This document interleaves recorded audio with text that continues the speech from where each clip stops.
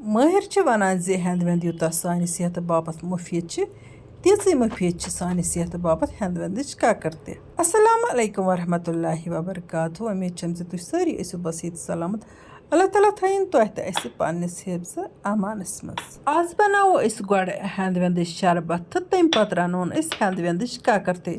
मे छ उम्मीद जे तुह वुचो वीडियो आखरस तान तो यह लॉकट मॉकट वीडियो प्योन छ तुहंदे बापत सठी फायदेमंद। बाबरी ब्योल तो कतीर मे गोड़े त्रोमुत तरस तो हेंदवेंद मे थोमुत कतरवित मिक्सी हंदिस जारस मज त्रोन यह हेंदवेंद तो मिक्सी चलावो अड़िस मिनटस खंडस तो अत बनावो जूस अत हेंदवेंदस। अम पे तुह वुचान जूस मे अत हेंदवेंदस बनो तो यपर किन कतीर तो बे बाबरी ब्योल मे थोमुत तैयार तो बाबरी ब्योलिक त्रोवो अत 1-2 चमच तो कतीरिक ते त्रोवो अत 1-2 चमच। वन गो अगर तुह कतीर योत या बाबरी ब्योल योत अत मज करू इस्तेमाल ती चले। यह कतीर ब्लड प्रेशर पेशेंटस खतर सठी मुफीद यमिस जन हाई ब्लड प्रेशर गसान सह ये कतीर त्रेश चवान तो तमिस ब्लड प्रेशर नॉर्मल रोजान। अम पे त्रो मे अत मज ओम दद तो बे त्रोवस आब गिलास अमे अलाव होम मेड रूह अफ़ज़ा अम मज त्रोवस रस खंड। यह रूह अफ़ज़ा मे पाने बनोमुत यह कंसनट्रेटेड तो इसलिए यह ज्यादा पेवान त्राउन कह।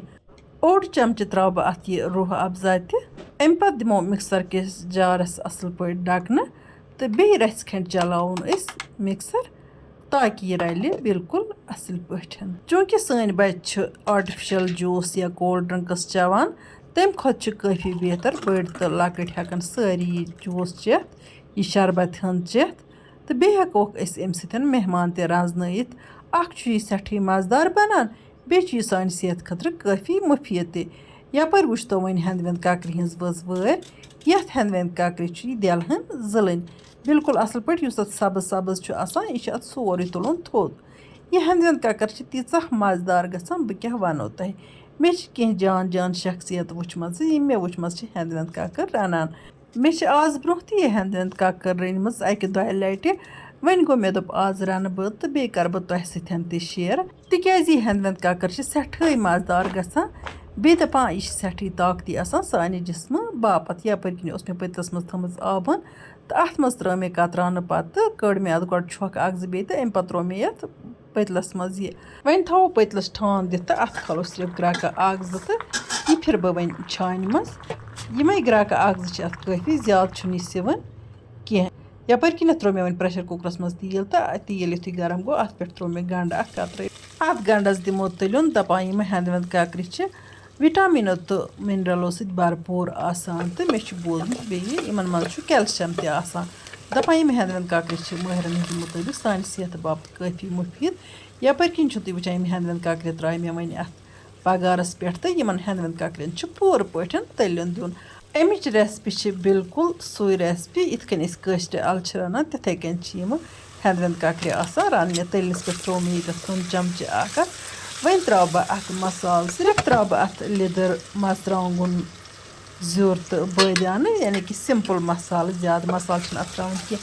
यह यूत टेस्टी बनान यह हेंदवेंद दिल जन काशर अल रनम वारियाह लजीज तो मज़ेदार बनान तुह तजो ट्राई यम वनुक तान रोनमुत यह हेंदवेंद दिल सह रनजो पत वनजो तुह मे ना पज पे अत मज़ गसान कि ना।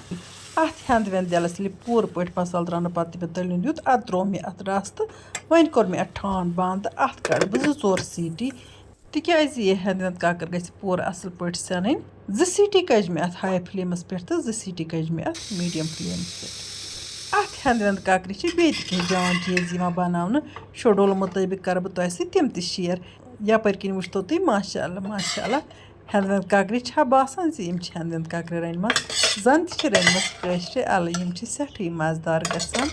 वन अगर तुम सन वीडियो टायर खस वीडियो कर लाइक तो पे सथियन कर शेयर जान जान कमेंट लिखित बरजो जायका कश्मीरी किचनस लोल अल्लाह ताला बरन तह सारे लोल इंशाअल्लाह रहमान कर बह तह हेंदवेंद काकरि हज मजीद कह रेसिपी शेयर।